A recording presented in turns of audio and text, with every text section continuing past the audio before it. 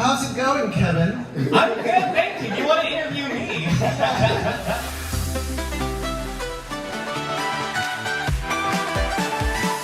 Well, you wanted to sleep forever, and now you're happy. Yeah. Black. Wow, how have you been since May? I have been good, thank you. Can't complain. Well, I mean... I don't know what to believe. So, we're gonna, I guess, look in retrospect to the journey you went on from competing in the Serbian national final, winning all the great parties, meeting all the lovely fans, gathering new fans, and making it to the grand finals of Eurovision. When you look back, how was that experience for you? It was really good. It was really cool. I think I did not expect any of this, as I've mentioned like a million times. I think I planned to release my song originally called "Sleep Forever" in March, and then I saw that that's when the competition national competition is happening. And yeah, I was like, okay, this is good promo, but I won't win, obviously. And then yeah, I won. And then it's a surprise for me, but a positive surprise. The best thing about everything, definitely, is meeting everybody, like constantly, and like staying in touch with the people who like my music. And even after Eurovision and throughout Eurovision, like the support meant a lot. Thank you for the support. Thank you. So, Eurovision, not really a new format to you, because I'm guessing you watched it growing up. And in 2016, you were potentially the Eurovision entrant back then with another song, Demon. So, Yes. Has it always been a goal, and this just happened out of nowhere, or? Well, back then I was supposed to release that song in May. So I was the same story. I just went. It was like an internal choice, I think, and I'm happy that in the end Sanja Vucic went in 2016. I don't think I was ready enough back then. Even though I do like loads of things on my own behind the scenes as an artist. Like I think like sometimes you know when you're ready and sometimes you know when you're not ready. So yeah, with Demons. I didn't end up going, and I'm much happier right now because like most of the people who like and understand me now maybe would have been really young then. So like now I guess like it's destiny to have met them at this point. So that's why I'm happy that I've been this year. This year. Still in 2023, it must feel like a lifetime, and that's some powerful insight that you have, because I think a lot of artists view Eurovision as this top of the game. If I get on there, that's the next step in my career. And perhaps there's been some artists in the past that have done it without fully being ready for what happens afterwards. And you mentioned that you felt now was the time you're ready. What's the post-Eurovision experience been like? Well, I mean, I was ready for Eurovision, but not for the afterwards.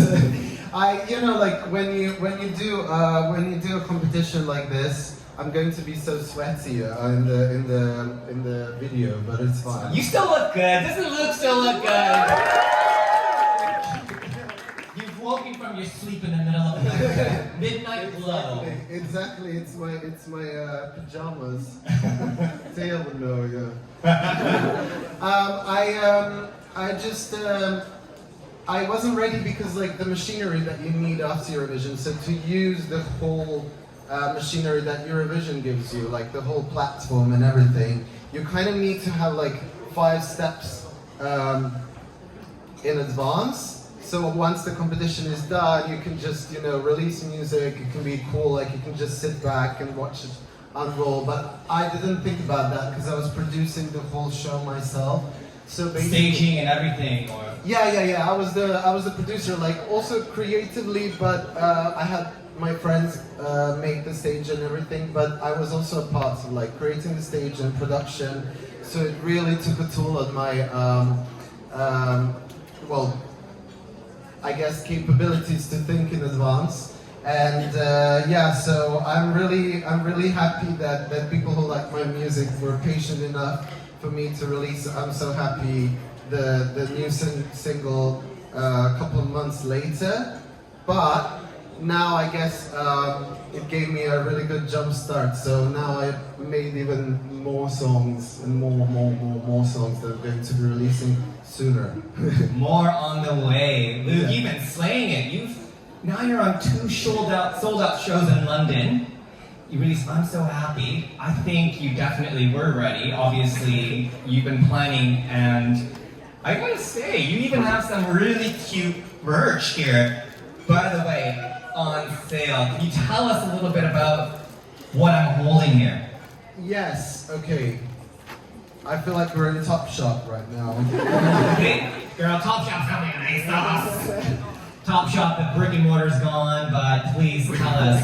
QVC, Home Shopping Network. We have hello to all the buyers today here at the Isn't this fabulous, Lou? Why don't you tell us a little bit about what's in my hand? So basically, I was lucky enough to meet very talented, I guess, people who like my music, or the fans like that are really good with art and illustrations and memes as well, and they're amazing. And I was, I was happy to kind of produce something with my manager Travis. Like, we had this idea of like producing really cool pieces of fashionable clothing out of like 100% natural material. And it feels very nice. No, so this is a tote bag that I can't fit on my. I've been to the gym. I bet you feel it's very soft and supportive right now. It's really soft. It's really soft, and I think like what my kind of idea with my music and what my fans have provided me is loads of comfort. So I thought like this could potentially provide some of the comfort to them, being so soft and fluffy, like my Discord channel. So yeah, this is it. This is the epitome of it. And the artist is called Emily Rafferty. She was really nice to illustrate the whole merch, and she was inspired by my Eurovision performance, and I'm so happy cover art with another fluffy notebook. Yeah, so do you drool when you sleep? Because you're drooling on that. Oh. You didn't notice you're drooling on that fluffy bag. I was drooling on the Eurovision flower. Yes. There we go. There we go. But moving on from sleeping to being so happy, let's talk about your new single, I'm So Happy. I don't know, there's some things in the details. Obviously, you're very detail-oriented with your imagery. The video is spectacular.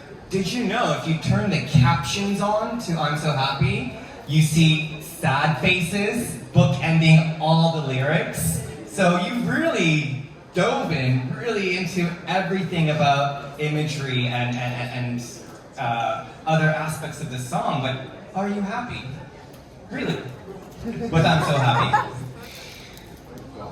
It's a deep question. Well, I'm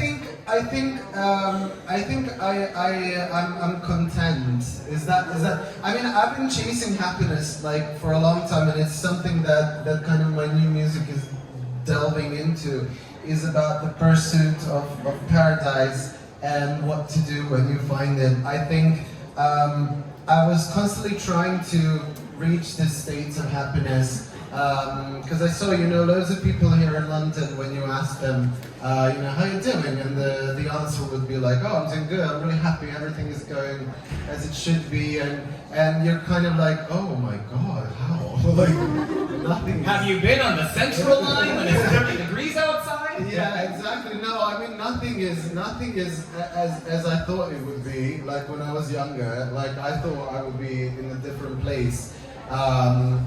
But this is also an interesting place, I guess, and I think that happiness is just like euphoria. That and being content is something that people should work on and I guess chase. And the more you chase kind of happiness as a butterfly, the more like it will, well, you know, escape. You know, butterflies. Butterflies, moon imagery. Can we please talk about Sailor Moon? Oh yeah, I didn't know. Who else loves Sailor Moon here? I do. I know you do. So obviously, I guess it's the idea of nighttime moon. Who, if you were one character from Sailor Moon, who would you be? Well, I would be Sailor, definitely. Which one? The Sailor Moon. Sailor Moon. Yeah. You want to be the star, the main character. I think like it's like the one that I kind of resonated the most throughout the some of the episodes. She has been going through like a very sleepy phase. And drooling. She does drool. Yeah. I think like because of that, and I used to be really obsessed with Sailor Moon. I even dyed my hair kind of yellowish blonde and did like space buns. Obviously, like I would have done like the whole thing, but my hair was short. So yeah, I'm really, but you know, with Sailor Moon, it's about the moon actually, and I think it's kind of like something that is appearing a lot within my lyrics and stuff, and I have a tattoo of it. I don't really know why. I don't know how to explain it. It just happened. It's a new moon. It's a new moon tonight. So for the show, it's the new moon. The last time it was well, it's not called the old. It was a full moon, and I think like you know, with the moon, what I like to do to achieve happiness is like on the full moon, I'd like to write things down on a piece of paper that I want to get rid of, and I burn it. And on the new moon, I write things down that I want to achieve as something new and nice and positive. And I think it worked for me. So yeah, so the moon is quite important. It's a very powerful thing. And before we get to the audience questions, you were spotted in the VIP tent at Pride in London this year. Yes. How was that experience? You got to brush shoulders with famous people, or what were you doing? I think it was really interesting because I got to brush shoulders with Kylie Minogue's cardboard.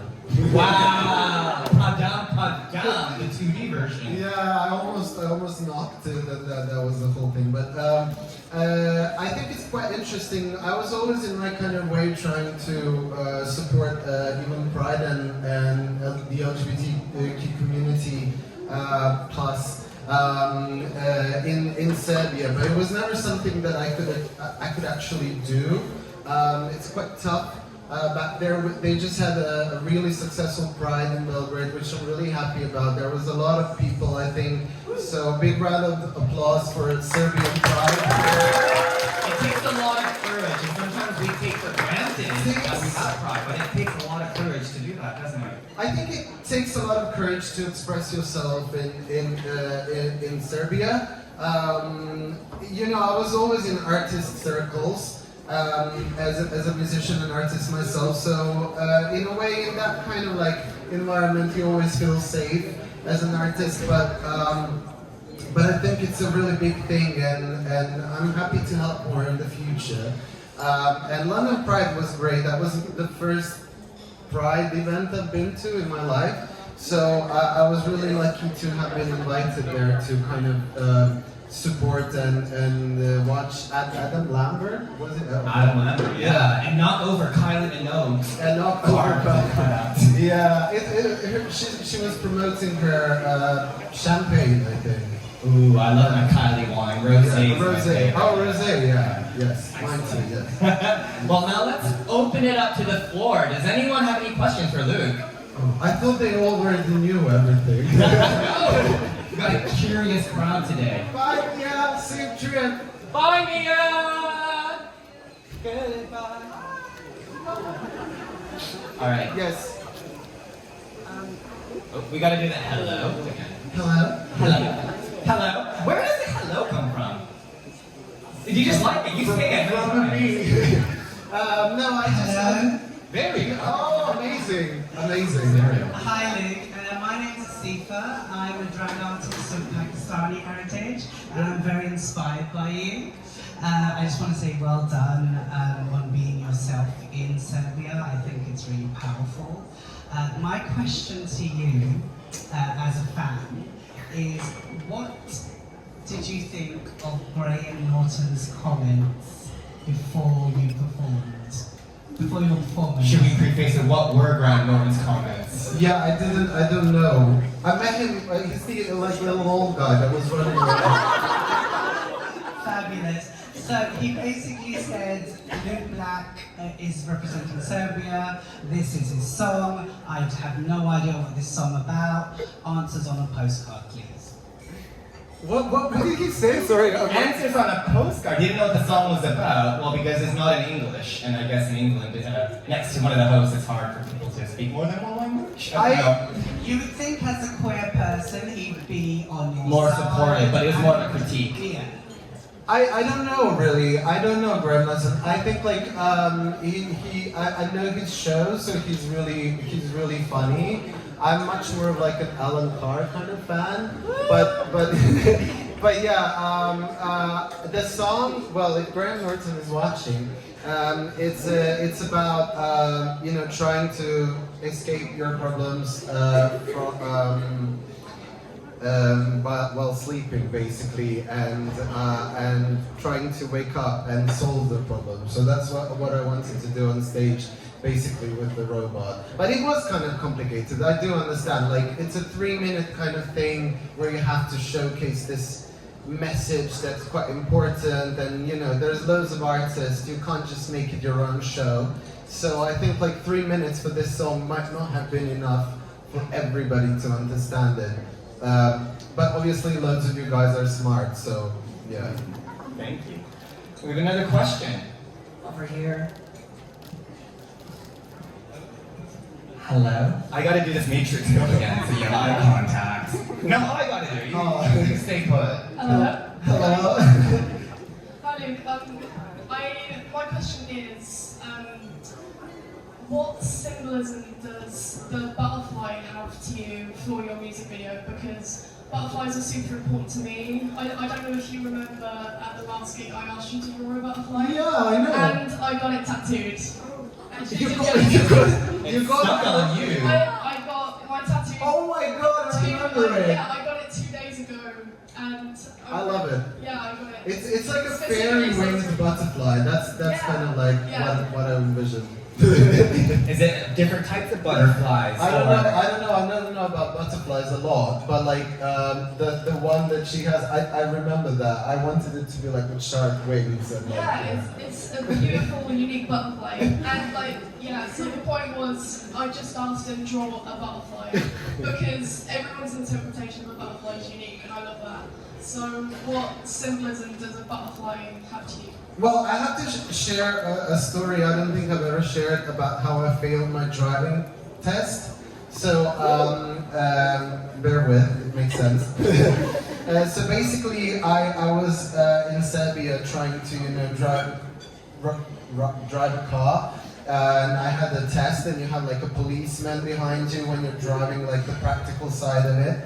And I saw this most beautiful butterfly that I've ever seen. It was red, it was amazing, and like, it was a cloudy day, but there was like a spots of light falling, and it just like made the wings, you know, like resonate with light and everything, and he told me like turn left, and I turned right, because the butterfly was going there, and I went into a one-way street that, and there was a car, you know, going my direction, and then I had to be like, and then what I've done is like, I said like, okay, I failed. And then Yeah, I would imagine. I just like got the vehicle like not running, and then went out.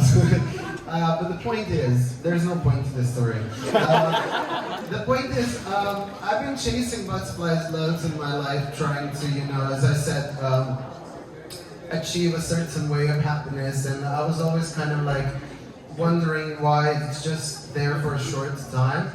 It's like almost like butterflies live like quite a short term, or one day. Some of them live one day, some of them, and like those beautiful things, like they're one of my favorite, let's say, animals. And they just like, yeah, they just wither away really easily. And I think like butterfly as a symbol of happiness, and the chase and pursuit of happiness is something that's quite important for me. And in my cover, or the one that's moving, the movable cover, it just lands on my little sad head, and then it just flies away. And I still remain there on the beach, being really allergic to the sun.